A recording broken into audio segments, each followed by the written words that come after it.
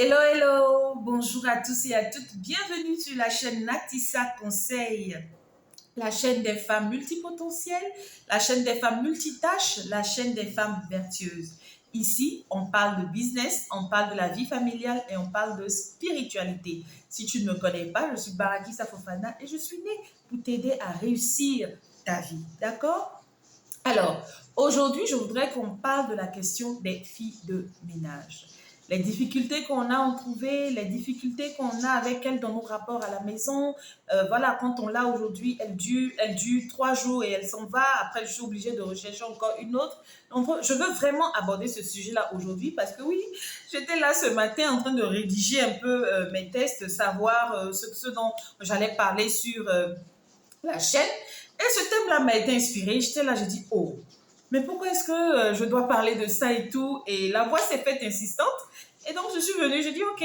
La voix me dit même que toi, tu as la chance, tu as une fille de ménage qui avec toi, ça fait plus de 7 ans. Donc, il y a certainement une dame qui a besoin d'entendre, au fait, tes astuces, ce que tu fais, comment tu te comportes avec cette dernière, et ce qui fait que ça dure, d'accord? Je vais vous raconter, j'ai rencontré Martine en 2015, aux alentours de 2015, si je me souviens bien.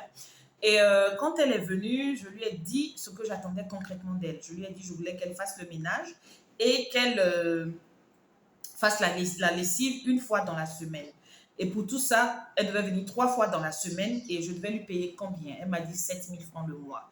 Je dis 7 000 le mois, elle me dit oui, 7 000 francs le mois. Je dis non, moi je vais t'en donner 10. Mais en contrepartie, ce que j'attends vraiment de toi, c'est de m'éviter la migraine. C'est de m'éviter les bavardages inutiles, au fait. Je voudrais qu'on ait une relation d'adulte. Je ne veux pas te traiter comme un enfant. Parce que oui, elle est mariée et elle a 4 gosses maintenant. Elle a ses 4 gosses. Donc, je ne voudrais pas la traiter au même niveau que ses enfants. D'accord? Et d'autant plus qu'elle est mariée, je lui dois 2 fois plus de respect. Elle a dit, ok, il n'y a pas de problème et tout. C'est comme ça qu'elle a commencé et tout. Vous savez, quand vous commencez avec les filles de ménage, tout dépend de la façon dont vous les traitez. Je ne dis pas que ce sont des saintes. Non, non, non, non, non. Je dis tout simplement que nous aussi, en tant que première ménagère de la maison, en tant que première chef de la maison, après notre époux, nous aussi, nous avons une certaine attitude à avoir vis-à-vis de ces personnes-là, ces aides-là. D'accord? Donc, qu'est-ce que moi je fais? La première chose que j'ai commencé à pratiquer avec Martine, c'était le respect. Je ne m'amuse pas avec le respect avec ma fille de ménage. Je la traite d'égal à égal. Je la traite comme un être humain, tout simplement. Je la traite comme un être humain. Ce que je n'aimerais pas qu'on me fasse, eh bien, je ne lui fais pas. Premier point. Quand je lui parle avec respect. Nous avons une relation détendue, très, très cordiale, très amicale et tout, très fraternelle même, parce qu'elle est devenue comme ma petite sœur. Ça fait environ 6 ans, 7 ans qu'elle est avec moi. Elle est devenue comme ma petite sœur. Mais je lui parle avec respect. Même quand elle fait une bêtise que je suis vraiment énervée, je fais tout pour me maintenir dans le respect. Premier point, le respect. Comment est-ce que vous traitez vos filles de ménage? Parce que oui, on est nombreuses à dire oui, je la paye pour ça, donc elle doit. Non, c'est pas parce que tu la payes pour ça que tu vas te permettre de lui parler comme tu veux. Ou c'est pas parce que elle est dans une position de je n'ai rien.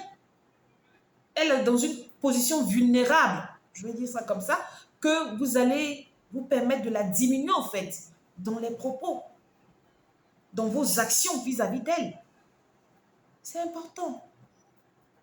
Quel que soit le statut d'une personne, le plus important, la chose la plus grande que tu peux accorder à une personne, c'est le respect. Quel que soit son statut, qu'elle soit venue du village, que tu l'aies ramassée dans les rues, tu lui dois du respect.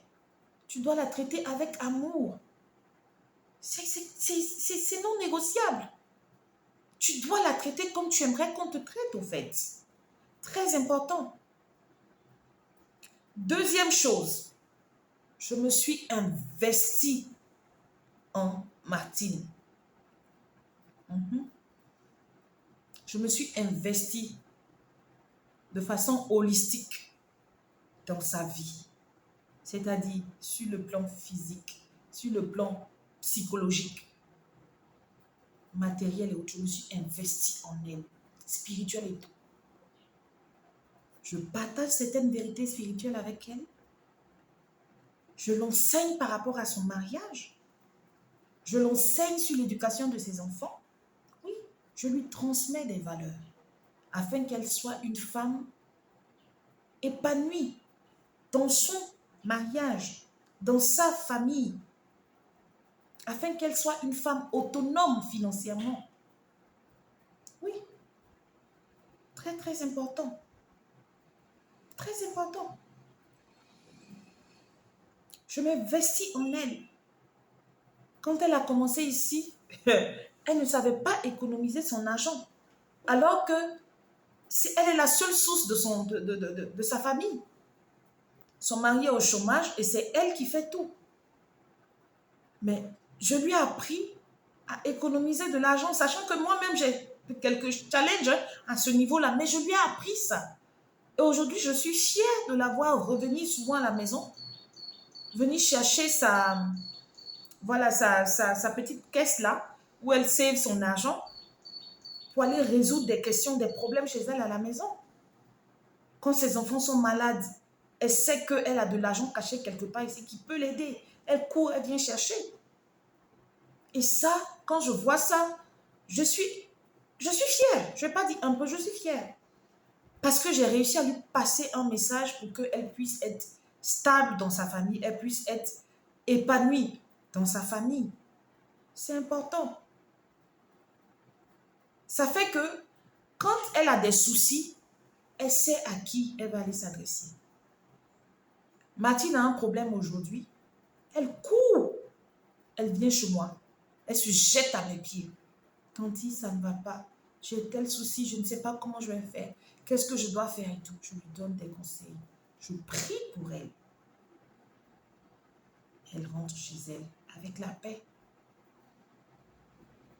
C'est ça. Vos filles de ménage que vous avez à la maison. Réexaminez un peu les rapports que vous avez avec vos filles de ménage. Il y en a même qui vont jusqu'à donner leur dessous à leur fille de ménage. Je n'arrive pas à comprendre. Ça peut se retrouver dans les vêtements sales, pas inadvertance. Mais donner ses dessous à sa fille de ménage pour les laver, ça c'est autre chose. Ça c'est autre chose.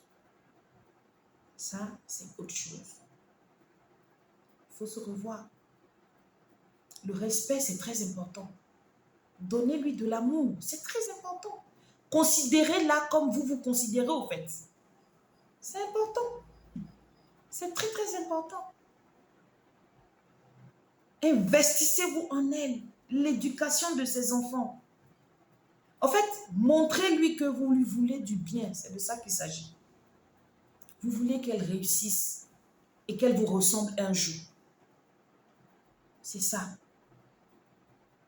Le troisième point que je voulais aborder, quand on dit c'est la fille de ménage, elle est payée pour faire telle chose, elle doit le faire correctement. N'oubliez pas que vous-même, vous avez des défauts. Vous-même, vous en avez des défauts. Vous n'êtes pas parfaite. Moi, je peux rentrer du travail et puis je vais trouver qu'elle devait nettoyer, par exemple, la table, elle devait dépoussiérer les potes. C'est pas fait. Je ne vais pas m'emporter pour autant. Non. Je vais prendre mon torchon et je vais nettoyer. Si j'ai le temps de le faire, là, je le fais. Si je n'ai pas le temps, quand elle va venir pour, voilà, son prochain ménage, je lui laisse un mot. Tu n'as pas fait ci, fais ça, fais ça, fais ça avant de partir. C'est comme ça. Si vous exigez l'excellence envers ces personnes-là, assurez-vous que vous-même, vous êtes excellente. Assurez-vous que vous-même, là, quand on vous met à la tâche pour faire le ménage, vous le faites 10 fois mieux qu'elle. Parce que ce que vous ne savez pas, ce sont des gens qui, elles causent entre elles, hein, dans leur communauté, là. Elles se passent le mot. Donc, les patronnes en griffe que nous sommes, là, nous avons une réputation auprès d'elles. Donc, quand elles viennent vers nous, là, elles elles vont rire au début, mais elles vont lever ça dans tes yeux, comme on dit. D'accord? Donc, soyez patiente envers vos filles de ménage. C'est important. Sinon, là, ce sera les disputes tous les jours. Ce sera voilà, les disputes, les mésententes, tout le temps. Ta fille de ménage en train de fuir. C'est pareil que pour les relations entre mari et femme. Si tu es une femme qui passe ton temps à te plaindre de ton mari, tu es toujours comme ça, tu as ceci, tu as cela, mais tu vas le faire fuir. Tu vas le faire fuir. Apprenez à apprécier à sa juste valeur les personnes que Dieu met à votre disposition pour travailler pour vous. C'est important. Si vous ne les considérez pas comme vous-même, si vous n'êtes pas patiente envers elles, c'est clair qu'elles ne vont pas durer chez vous. Ce n'est pas parce que ce sont des filles de ménage qu'elles doivent être traitées comme des moins que rien. J'insiste. J'insiste là-dessus.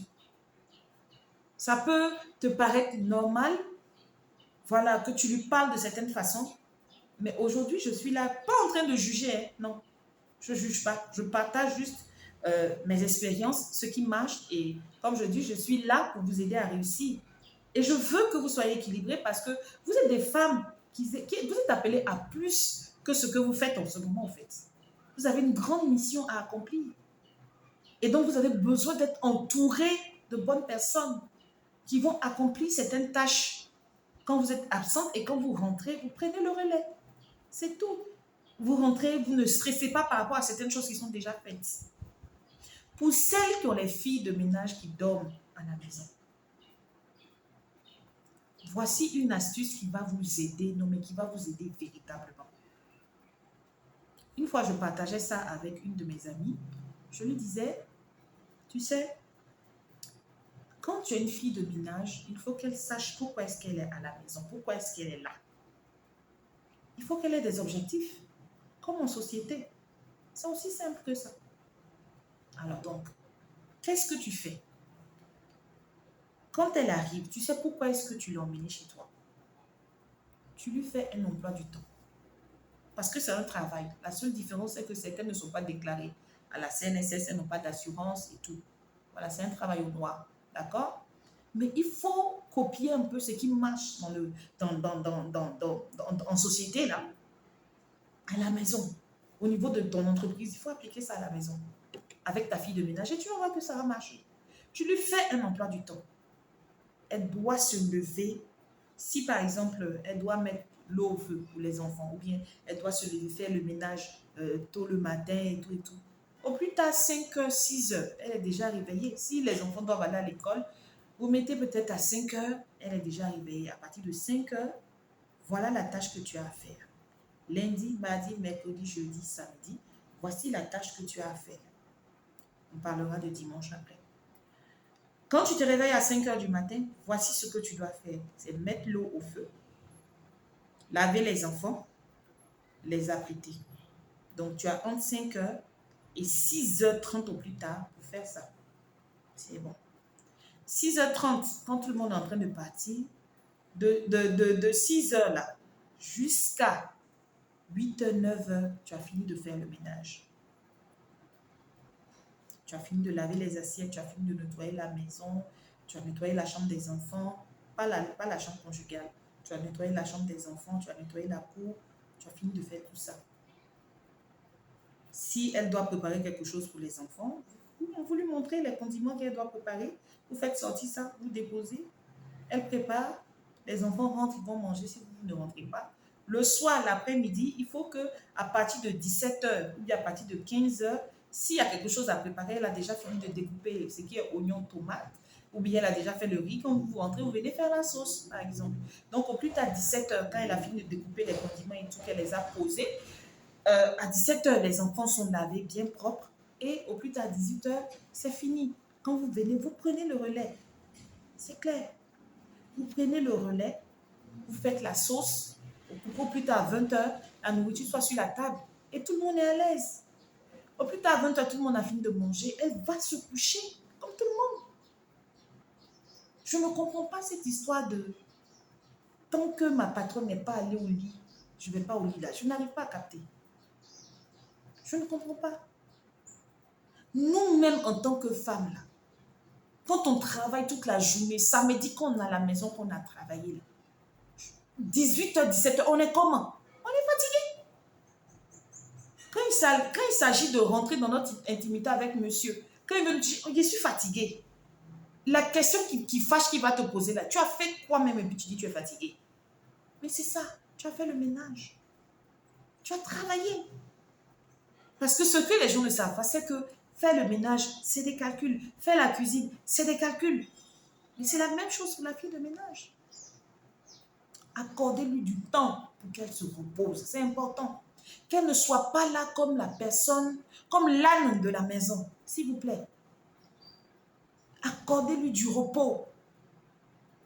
Accordez-lui du repos. C'est important. Accordez-lui du repos.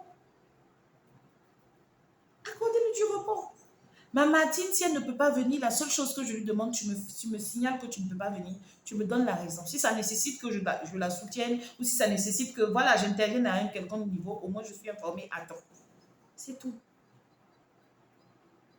Si elle n'est pas venue le jour, elle devait venir. Le lendemain, si elle veut, elle vient et rattrape. Même communique avec moi. Ah, tanti, comme je n'ai pas pu venir hier, là, j'ai venu aujourd'hui. Il n'y a pas de problème. Ou bien quand je l'appelle après pour savoir un peu plus sur la raison pour laquelle elle s'est absentée, elle va me dire, ah tanti, j'ai fait ci, j'ai fait ça, mais je dis, ok, tu laisses, il n'y a rien d'urgent à faire ici de toutes les façons. Tel jour, tu peux venir, tu peux reprendre tel jour. Et quand je voyage, quand je vais en congé, elle aussi, elle est en congé. Tout simplement, c'est un mois sans payer. Elle a pris, elle était enceinte un moment. J'ai tout fait pour qu'elle arrête de travailler. Elle a dit non. Je dis non, c'est pas que je vais pas arrêter de te payer. Je vais arrêter de te payer, je ne vais pas arrêter de te payer, pardon. Je vais continuer de te donner ton salaire, mais il faut que tu te reposes. Elle dit non, que ça ne la dérange pas. Elle va venir travailler jusqu'à ce qu'elle sente que, voilà, elle est fatiguée et elle va arrêter. Elle était surprise quand je suis allée la visiter chez elle à la maison avec tous les cadeaux que je pouvais prendre pour elle et son salaire du mois. Elle était surprise. C'est ça. Je la traite comme je voudrais qu'on me traite. Quand c'est les fêtes de décembre, son salaire augmente. Oui. Sans compter ce que mon merveilleux époux fait dans sa vie. Quand elle est malade, on paye ses ordonnances. Quand elle est en détresse, on est là pour elle. Parfois, quand elle est en détresse chez elle à la maison, que je vais faire le marché, je m'amuse à lui dire, oui, madame, vous voulez pour combien? Elle me dit, je veux tomates 100 francs, je la sais. Et oignons, elle dit 200, je la sais. Et on rigole comme ça. Je dis, ok, vous me devez 1000 francs. Je lui remets son sachet avec les pâtes. En fait, quand je fais mes provisions, elle est prévue dans mes provisions. C'est ça. C'est ça, au fait. Il n'y a rien d'extraordinaire. C'est l'amour qu'on lui manifeste. Quand elle est malade, nous sommes là. Quand ses enfants sont malades, nous sommes là. En décembre, son argent augmente. Oui. Autant au bureau, on a droit souvent à 13e mois, voilà. Elle aussi, elle a droit à ça. On lui donne. On lui donne. Sans parler des vêtements et tout. On ramasse, on lui donne à elle et son mari. Parfois même, c'est son mari qui ne me loupe pas. L'intellectuel de son foyer. C'est lui qui ne me loupe pas, qui lui fait croire que je l'exploite. Et c'est elle-même qui me défend là-bas. Récemment, on devait déménager. On était à la recherche d'une maison et c'était difficile d'avoir une maison dans le même quartier. Et on devait aller un peu plus loin. Et je lui ai dit comme ça que, ah, Martine, ça va être compliqué. Hein? Il se peut qu'on se sépare. Elle dit, oh, tanti, c'est où? Vous allez déménager pour aller où encore? Je dis, non, c'est vers le bas là-bas, c'est un peu loin. Tu ne pourras pas pédaler ton vélo pour venir. Elle dit, tanti, mon pasteur a dit que même si vous allez au fond diable là-bas, je pédale mon vélo pour aller jusqu'à vous. Ça m'a touchée. Parce que si son pasteur a pu lui dire, pédale, où que cette femme-là soit, tu pédales ton vélo et tu vas la rejoindre, ça veut dire qu'elle lui a donné un bon témoignage de ma famille. Quand on a eu la maison à côté, je lui ai dit, Martine, cette fois-ci, on va prendre un gardien. Ça va être une charge. Et vu la façon dont la maison est positionnée, j'ai besoin qu'une personne reste à la maison. Il m'a dit, ouais, tanti, nous devons on est collés serrés jusqu'à la gare. Quand je parle, elle me dit, tanti, c'est dépense inutile. Je dis, je vais venir. Elle est prête à me suivre partout. Qu'est-ce que j'ai fait? Je lui ai donné de l'amour. C'est ça le vrai secret, c'est pas autre chose. L'amour, le respect, la considération. L'amour, le respect, la considération. C'est tout. Il n'y a pas beaucoup de... Il n'y a pas autre secret. C'est ça là seulement. Commencez à pratiquer ça. Faites-le. Vous allez voir que vos filles de ménage vont durer à la maison. D'accord? C'était ce message-là que je voulais partager avec vous. Je vous souhaite d'être heureuse dans vos familles, d'être épanouie, équilibrée. C'est tout le mal que je vous souhaite. Passez un bel après-midi et que Dieu vous garde. Bye bye. Abonnez-vous, abonnez-vous, abonnez-vous. Abonnez-vous, abonnez-vous, d'accord? Abonnez-vous et partagez la vidéo parce que c'est avec vous que je grandis. Bye bye.